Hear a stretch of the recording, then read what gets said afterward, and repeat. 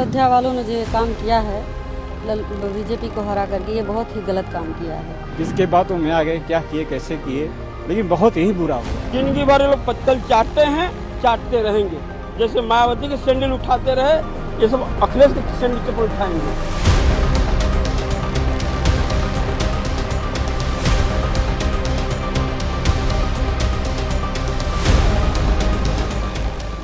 अगर राम को अयोध्या वासियों ने ठुकराया है तो राम भी उनको ठुकराएंगे। उनको कैसे हरा दिया, जो 90 के दशक की वो शाम, जब लाखों की संख्या में राम भक्तों को, साधुवंतों को यहाँ गोलियों से भून दिया था और उन्हीं को जिता दिया। चीन और पाकिस्तान के एजेंट भी यहाँ लगे थे हराने के लिए। निजी स्वार्थ कहीं लग गए होंगे, चंद रुपए दिख गए होंगे। यदि अयोध्यावासी भगवान के नहीं हुए तो योगी मोदी के क्या होंगे।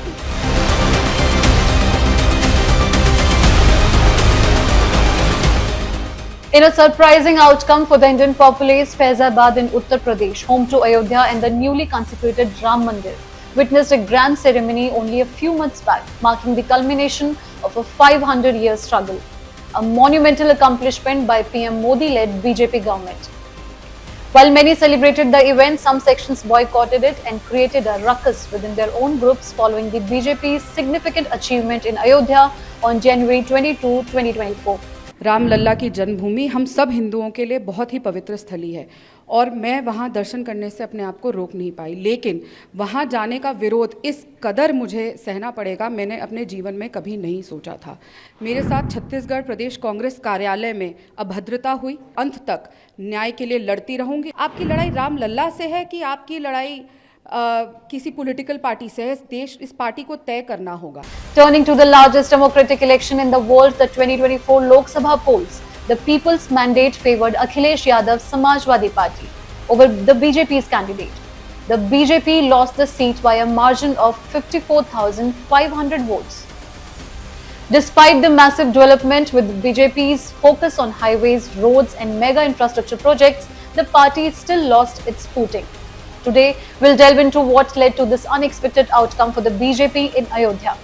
Join us as we explore why the BJP lost this significant battle in the Hindi heartland and hear from Ayodhya locals about their views following the major mandate. You're watching Editor's Lens.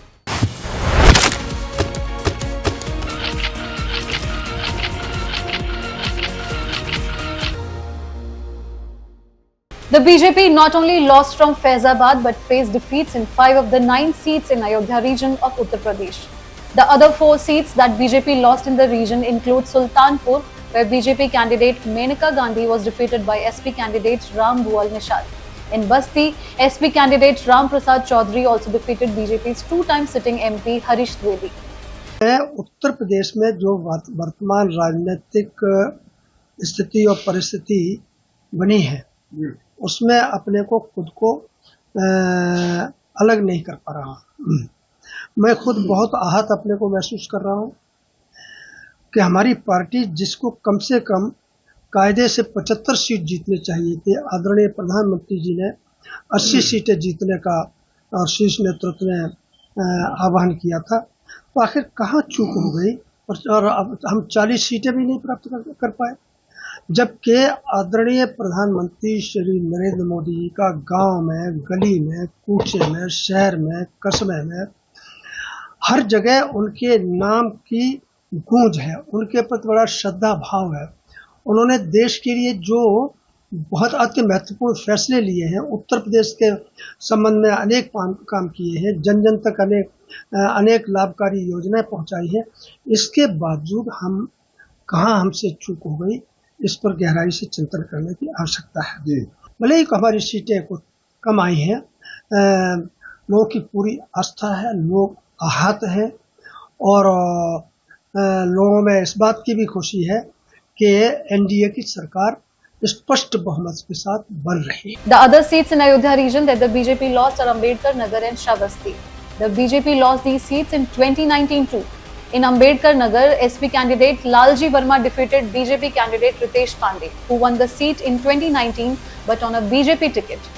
In Shravasti, SP candidate Ram Shromani Verma defeated BJP candidate Saket Mishra by over 76,000 votes. Mishra is the son of Nripendra Mishra, chairman of the Ram Temple Construction Committee. After a BJP MP raised the theory of sabotage for the party's defeat, BJP leaders are demanding a probe into the BJP's loss in Uttar Pradesh constituencies. Several MPs suggest that certain forces may have aimed for the party to suffer in order to settle scores. But did the BJP fail so spectacularly due to sabotage, or is there a simple explanation that can be deciphered from the election results data? We'll find out. Ayodhya वालों ने जो काम किया है BJP को हरा करके, ये बहुत ही गलत काम किया है। किसके बातों में आ गए, क्या किए, कैसे किए, लेकिन बहुत ही बुरा हुआ। मुस्लिम वोटर्स और जो यादव वोटर्स थी, इनका बहुत वोट जो है बीजेपी की तरफ नहीं गया है। जिंदगी भर लोग पत्तल चाटते हैं, चाटते रहेंगे।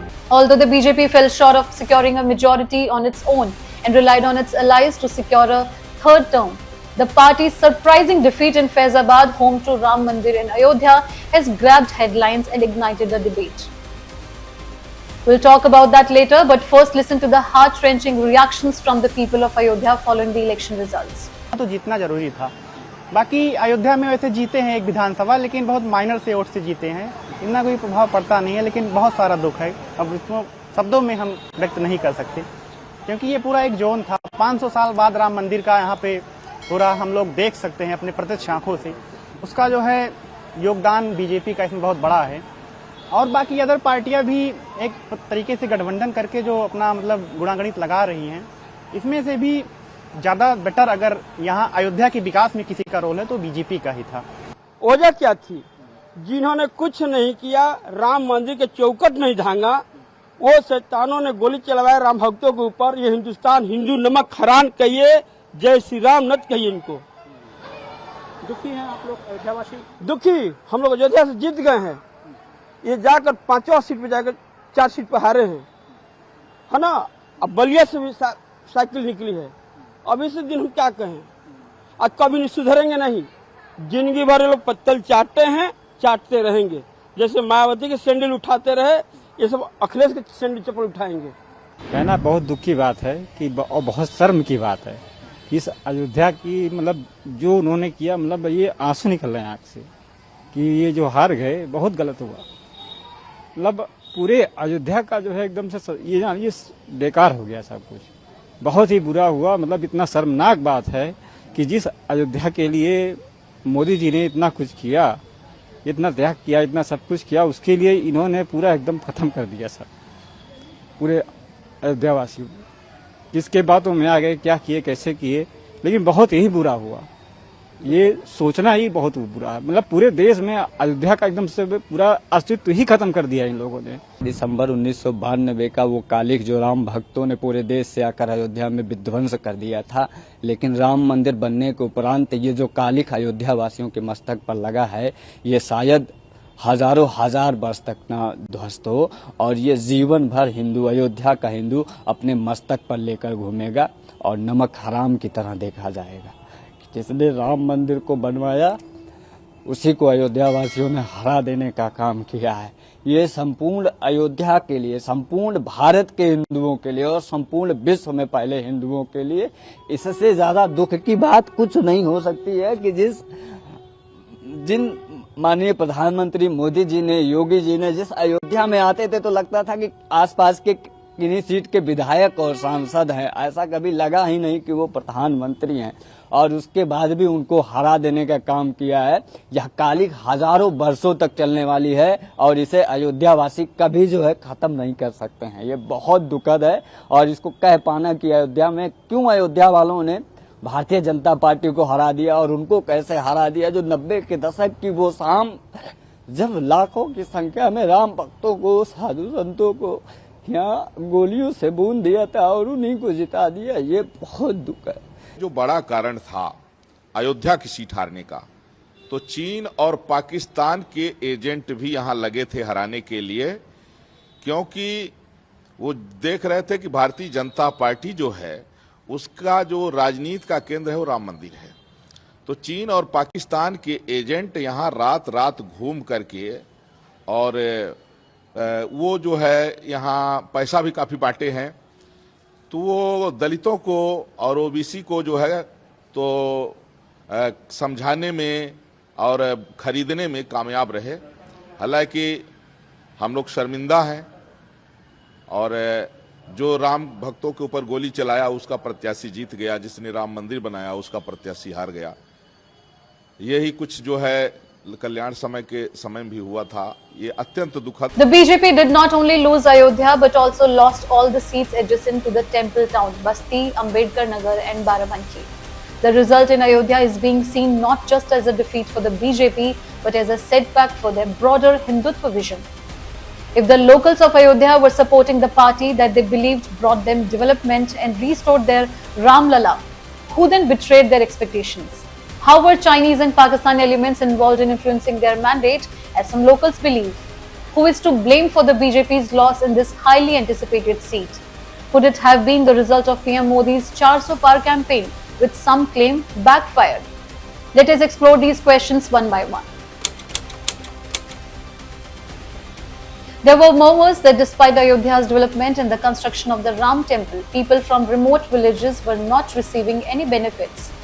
Locals also discussed that while outside businessmen were profiting, the people of Ayodhya were losing their lands to large-scale projects. Many believe the reasons for the BJP's defeat lie between the two key factors: the party's confident on-ground rallies and the lack of awareness about the hidden elements poised to undermine them. If there was widespread resentment among locals, was this resentment genuine, or were locals swayed by the narrative that they were not compensated fairly after their lands were taken for Ayodhya's development? Were these door-to-door narratives being spread by other sections to influence public opinion? Political analysts have cited reasons for the BJP's surprising setback in Ayodhya. Among them are the alienation of OBCs and Dalits from the BJP, Akhilesh Yadav's strategy of forming a strong caste coalition, and resentment among locals over inadequate compensation for their lands acquired for Ayodhya's development. Some have attributed the BJP's loss to internal tensions between the party's Delhi and Lucknow units. Nevertheless, the BJP's defeat occurred just 4 months after the consecration ceremony of the new idol of Ram Lala in Ayodhya's Grand Temple. Samajwadi Party's Avdesh Prasad defeated the BJP's Lallu Singh by a margin of 54,500 votes.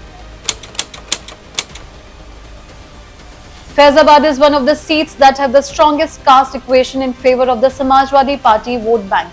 Also, what seems to have worked for the Samajwadi Party was the narrative of BJP changing the constitution if it received a brute majority. In fact, BJP's Lallu Singh was the first one to have initiated the subjects around the big developments and changes in Ayodhya if the BJP got more than 400 seats. After that, the Samajwadi Party whipped up a narrative on the issue, alleging that the BJP wanted to end the reservation given to the backward, Dalits, minorities by changing the constitution. The issue gained so much momentum that the BJP kept giving clarifications about it throughout the elections and lost its plot. Since 1984, the Samajwadi Party and the Congress have won the Faizabad seat twice each. The BJP gained prominence in Ayodhya after 1991. Vinay Katiyar, a Hindutva face of the BJP, won 3 times from the seat, while Mitra Sen Yadav of the Samajwadi Party was elected here in 1989, 1998 and 2004. In 2004, the BJP removed its OBC face Katiyar and made Lallu Singh the candidate. Singh won the seat 2 consecutive times in 2014 and 2019. The BJP won the past 2 elections riding on a Modi wave, but as soon as caste became the main issue, the party lost. The caste equation in Faizabad is being seen as the major reason behind the BJP's loss. Ayodhya has the highest number of OBC voters, with Karmis and Yadavs forming the largest chunk. OBCs constitute 22% of the electorate and Dalits 21%. Among the Dalits, the Pasi community has the maximum number of voters. The winning candidate, Avdesh Prasad, comes from the Pasi community. Muslims, who comprise 18% of the electorate, together these 3 communities make up 50% of the electorate. This time, the 3 communities, OBCs, Dalits and Muslims, came together to hand the Samajwadi Party a memorable win in Faizabad. The BJP's defeat in the Faizabad seat in Uttar Pradesh has surely surprised many, especially given the recent Pran Pratishtha and the opening of the Grand Temple, Ram Janmabhoomi Temple in Ayodhya. Ayodhya वालों ने जो काम किया है, BJP को हरा करके ये बहुत ही गलत काम किया है और बहुत दुख हो रहा है कि अयोध्या का इतना विकास हुआ, मोदी जी ने इतना विकास करवाया, अयोध्या चमक गई पूरे दुनिया में, विश्व में हर जगह देखिए धर्म स्थान है, रोड है, हर जगह मतलब कायाकल्प हो गया है। लेकिन ये जो यहाँ घटना घटी है इससे हम लोग बहुत दुखी हैं। BJP candidate Lallu Singh's loss to the Samajwadi Party's Avdesh Prasad, despite Singh's consecutive victories in the same Lok Sabha constituency in the last two general elections, marks a significant shift in local political dynamics. अगर राम को अयोध्या वासियों ने ठुकराया है तो राम भी उनको ठुकराएंगे। उनको कैसे हरा दिया जो 90 के दशक की वो शाम, जब लाखों की संख्या में राम भक्तों को, साधु संतों को यहाँ गोलियों से बूंद दिया था और उन्हीं को जिता दिया। चीन और पाकिस्तान के एजेंट भी यहाँ लगे थे हराने के लिए। निजी स्वार्थ कहीं लग गए होंगे, चंद रुपए दिख गए होंगे। ये अयोध्या वासी भगवान के नहीं हुए तो योगी मोदी के क्या होंगे।